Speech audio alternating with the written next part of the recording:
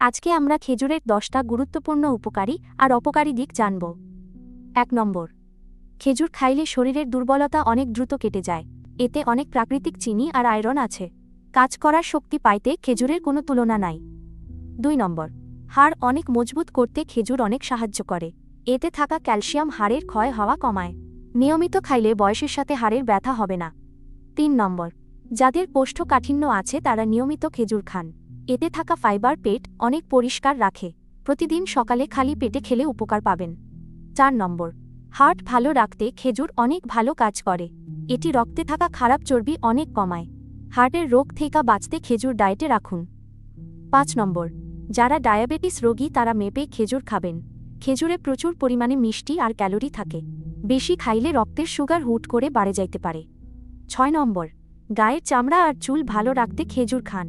এতে থাকা ভিটামিন চামড়া অনেক টানটান রাখে। নিয়মিত খাইলে চেহারায় বয়সের ছাপ কম দেখা যায়।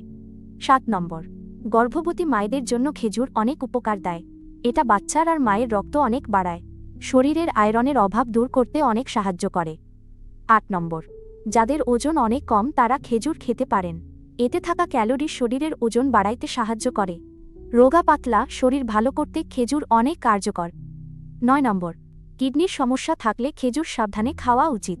এতে পটাশিয়াম অনেক বেশি পরিমাণে থাইকা থাকে। তাই খাওয়ার আগে ডাক্তারের সাথে কথা বলে নিন।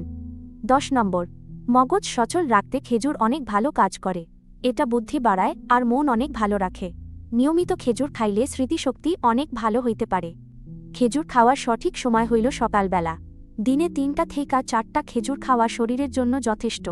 দুধে ভিজাইয়া খাইলে এর পুষ্টি আরও অনেক বাড়ে যায়। সুস্থ থাকতে আজই আপনার বাজারের তালিকায় খেজুর যোগ করেন।